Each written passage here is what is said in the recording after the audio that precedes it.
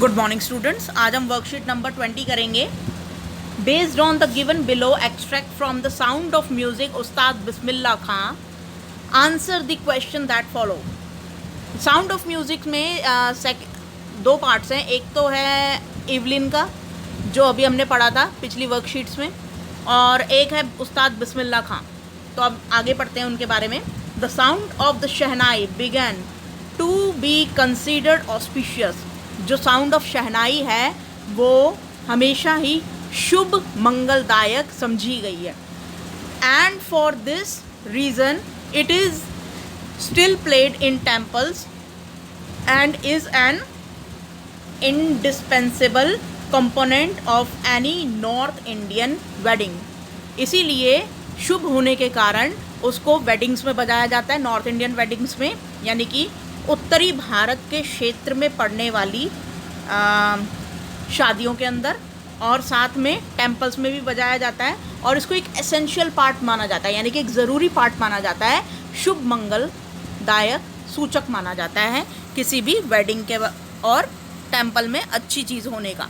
अच्छा, शुभ ओकेज़न का मतलब। तो in the past the shehnai was part of the नौबत और traditional ensemble of 9 instrument found at royal courts। तो ये शहनाई जो थी ये एक पार्ट माना जाता था। 9 तरह के जो गायक मंडली होती थी, तो 9 तरीके के लोग होते थे, जैसे तबला वादक, और ये कोई एक पुराने टाइप का जो सितार होता था वो बजाता था। तो उनमें से एक जो था ये शहनाई भी बजती थी रॉयल कोर्ट में, यानी कि रॉयल कोर्ट को क्या बोलेंगे, महलों के अंदर पुराने टाइम में। Till recently it was used only in temples and weddings. आज ये सिर्फ टेम्पल्स और वेडिंग्स में ही यूज़ होती है। The credit for bringing this instrument on to the classical stage goes to Bismillah Khan, Ustad Bismillah खां। तो उस्ताद बिस्मिल्लाह खां को इस बात का श्रेय जाता है कि उन्होंने इस शहनाई को जो है वो क्लासिकल स्टेज पर लेकर आए, मतलब क्लासिकल इंस्ट्रूमेंट्स की लाइन में लाकर इसको खड़ा कर दिया। क्लासिकल इंस्ट्रूमेंट्स कौन से होते हैं? जो पुराने टाइम में ऐसे वाद्य यंत्र बजाए जाते थे, जब आज के टाइम में तो गिटार, पियानो ये सब चलता है ना, लेकिन पुराने टाइम में, प्राचीन टाइम में से जो चले आ रहे ये वाद्य यंत्र हैं, उनको क्लासिकल म्यूज़िक इंस्ट्रूमेंट्स बोला जाता है। As a 5 year old Bismillah Khan played gilli danda near a pond in the ancient estate of Dumraon in the Bihar. तो यहाँ पर 5 साल का एक छोटा सा बालक जो बिस्मिल्लाह खान था वो गिल्ली डंडा खेलता था एक छोटे से तालाब के पास, बिहार के डुमराव, प्राचीन डुमराव में। ठीक है, तो एक डुमराव जगह का नाम है। He would regularly go to the nearby Bihari ji temple to sing the Bhojpuri Chaita.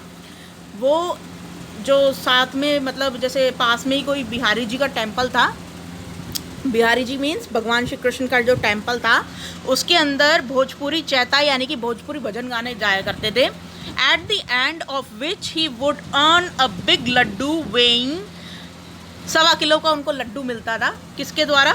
A prize given by the local Maharaja, जो वहाँ के लोकल महाराजा हुआ करते थे उनके द्वारा उनको भजन गाने पे प्राइज मिलता था। दिस हैपेंड 80 years ago, 80 साल पहले ऐसा हुआ करता था। And the little boy has travelled far to earn the highest civilian award in India, the Bharat Ratna. और आज वही इंसान इतना हार्डवर्क करके उस पोजीशन पे पहुंचा है और उन्होंने हाईएस्ट सिविलियन अवार्ड, भारत का हाईएस्ट सिविलियन अवार्ड क्या होता है? भारत रत्न, उसको अर्न किया, उसको कमाया अपनी प्रतिभा से। अब क्वेश्चन देखते हैं।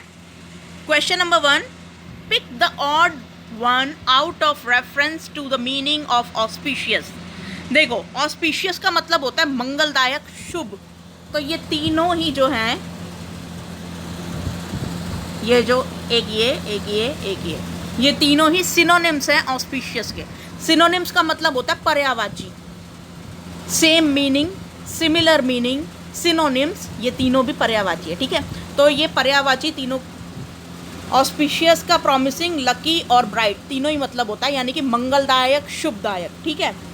ऑमिनस जो होता है ये ऑस्पिशियस का अपोजिट होता है, तो हमारा आंसर हो जाएगा यही।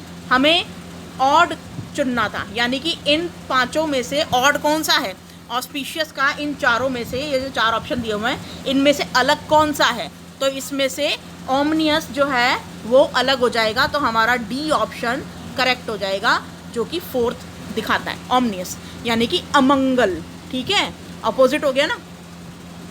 क्वेश्चन नंबर 2, शी कह रही हूँ शी दिखाई दे रहा है। Shehnai is an indispensable component of any North Indian wedding. It implies that जो शहनाई थी ये बहुत ही असेंशियल, यानी कि एक तरीके से बहुत ही ज़रूरी एक कंपोनेंट हुआ करता था नॉर्थ इंडियन वेडिंग्स में। उत्तर भारत की शादियों के अंदर बहुत ही ज़रूरी एक पार्ट हुआ करता था वेडिंग का ये, ठीक है। तो इंडिस्पेंसेबल का मतलब होता है ज़रूरी, ठीक है, जिसके बिना कोई चीज़ आगे बढ़ ही नहीं सकती, तो वो सबसे असेंशियल चीज़ होती है। तो यहाँ पे ये किस बारे में कहा गया, तो यहाँ पे देखो क्या आता है, the occasion is incomplete without the music of shehnai, तो हमारा फर्स्ट वाला ही सही हो जाएगा, क्योंकि यही सबसे बेस्ट ऑप्शन है इस क्वेश्चन के लिए, ठीक है। बाकियों को भी पढ़ लेते हैं। द पिक्चर ऑफ, देखो फर्स्ट है कि शहनाई की म्यूज़िक के बिना जो ये वेडिंग का ओकेज़न है वो इनकम्प्लीट रहता, एकदम सही बात है। The picture of shehnai are displayed on the venue, जब शादी हो रही होती थी तो क्या उसकी शहनाई की पिक्चर दिखाई जाती थी, ये भी गलत हो गया, ये गलत है, ठीक है। नेक्स्ट है, it is gifted as kind of gesture to guest attending the function, जो भी वेडिंग में आते थे तो क्या शहनाई उनको गिफ्ट में दी जाती थी, नहीं, ये भी गलत है। तो the story of its origin is संग एंड शेयर्ड बाय पीपल, क्या लोगों को स्टोरी सुनाई जाती थी जब वो शादी में आया करते थे, तो नहीं, ये भी गलत है। तो हमारा आंसर ए वाला एकदम सही है, ए एकदम करेक्ट है, ठीक है। तो हमारा आंसर हो जाएगा, इसका डी वाला हो गया, इसका ए हो गया, ठीक है। अब नेक्स्ट पढ़ते हैं, choose the option which is the closest to the context in which the word ensemble is used in the extract। तो यहाँ पर ensemble का एक्सट्रैक्ट के अंदर, यानी कि इसके अकॉर्डिंग जो है ensemble का क्या मीनिंग निकलता है, तो हमें ये देखना है। इंक्लूजन ऑफ बैंगल्स, देखो बैंगल्स की बात इसमें कहीं नहीं की गई है, तो ये तो पहले ही कट जाता है, ठीक है। बैंगल्स का मतलब चूड़ियाँ, ठीक है। The performance of Tiara, Tiara की भी बात कहीं नहीं की गई है। टियारा का मीन्स मतलब होता है जो गर्ल्स का क्राउन, एक तरीके से, ठीक है, गर्ल्स का पहनने वाला क्राउन को क्या बोलेंगे, टियारा, वो नहीं होता ताज जो लड़कियां पहनती हैं, जो राजकुमारियां पहनती हैं, ठीक है, तो टियारा उसको बोलते हैं, तो ये भी गलत हो गया, टियारा की बात यहाँ पे कहीं नहीं की गई। The new couple wanted to get their stationery assemble done by diamond, यहाँ पे डायमंड की भी कहीं कोई बात नहीं की गई, तो ये भी गलत हो गया, ठीक है। नेक्स्ट है fourth, the children's choir and the children's choir and the instrumental ensemble were appreciated by, मैं इसको थोड़ा ऊपर कर लेती हूँ, अच्छा अब सही रहेगा। The children's choir and the instrumental ensemble were appreciated by one and all, तो चिल्ड्रन की मंडली या फिर इंस्ट्रूमेंट एंसेम्बल, देखो यहाँ पे इंस्ट्रूमेंट एंसेम्बल की बात की गई थी ना, एंसेम्बल ऑफ 9 इंस्ट्रूमेंट्स, 9 वाद्य यंत्रों में से ये एक था, तो यहाँ पे सेम वही बात बोली जा रही है, were appreciated by one and all. तो जो बच्चों की जो गायक मंडली होती थी वो इसको एज ए इंस्ट्रूमेंट, जो भी वो इंस्ट्रूमेंट वाद्य यंत्र वो लेकर आया करते थे उनके साथ इसको भी बजाया जाता था, ठीक है, और बाकियों के द्वारा इसको सराहा जाता था उस वाद्य यंत्र को बजाने वाली गायक मंडली को, ठीक है। तो वाद्य यंत्र भी यहाँ पे सराहा जा रहा है और बच्चों की जो गायक मंडली है उसको भी सराहा जा रहा है, ठीक है। तो ये हमारा आंसर हो जाएगा फोर्थ वाला। तो फोर्थ ऑप्शन ये वाला आंसर हो गया इसमें, ठीक है।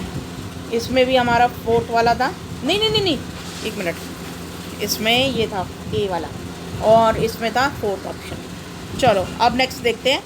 Given below are the qualities of Ustad Bismillah Khan reflected in the extract, pick the options which list them correctly. तो बिस्मिल्लाह खान के बारे में क्या ऊपर बातें कही गई हैं? पंक्चुअल थे, हाँ जी थे। पंक्चुअल का मतलब एकदम टाइम पर काम करने वाला। ग्रीडी थे, लालची थे, नहीं, ठीक है। मोटिवेटेड थे, हाँ मोटिवेटेड, प्रेरणादायक थे, ठीक है, मतलब वो प्रेरित होते भी थे और खुद करते भी थे, ठीक है। और हार्ड वर्किंग थे, हाँ जी हार्ड वर्किंग थे। आइडल थे, आइडल बुत थे क्या वो? नहीं। तो यहाँ पर तो हमारा आंसर हो जाएगा पहला, तीसरा, चौथा। देखो ज़रा कहीं ऑप्शन है तो ये सी वाले में है, पहला, तीसरा और चौथा, तो हमारा आंसर हो जाएगा ये वाला, ठीक है। अब फोर्थ का सी आंसर है। नेक्स्ट है question number 5, choose the coat that goes well with the given extract. तो यहाँ पे कुछ कोटेशंस दी हुई हैं, तो उनको देखते हैं।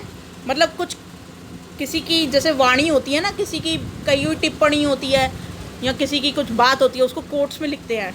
तो यहाँ पर देखो, there are no shortcuts to any place worth going Beverly Sills. तो ये बेवरली सिल्स कोई आदमी था, उन्होंने ये बोला है कि कोई शॉर्टकट नहीं है जहाँ पर हमें पहुँचना है अपनी मंजिल के लिए, ठीक है। नेक्स्ट है we must become the change we want to see. हमें कुछ ऐसा बनना होगा, अगर हमें दुनिया में चेंज देखना है तो पहले खुद को बदलना होगा, ठीक है। तो ये महात्मा गांधी ने बोला है, महात्मा गांधी जी ने। नेक्स्ट है ऑलवेज डू योर बेस्ट, हमेशा अपना बेस्ट करो। What you plant now you will harvest later. जो भी तुम बोओगे इस वक्त वो आगे चल के तुम उसी को काटोगे, ठीक है। तो ये ओग मैंडिनो ने बोला है। नेक्स्ट है work is hard, distractions are plentiful and time is short. तो काम करने का जो हमारा जो काम है वो बहुत कठोर है और अपने काम से हटाने के लिए हमें बहुत सी प्रचुर मात्रा में जिसे कहते हैं मुसीबतें आएंगी। तो and the time is short, और टाइम भी कम है, काम भी बहुत कठोर है। ये बोला है एडम हॉचशिल्ड ने। तो इसमें से कौन सा सही रहेगा? तो इसमें सबसे सही कोटेशन जो लग रही है वो मुझे थर्ड वाली लग रही है,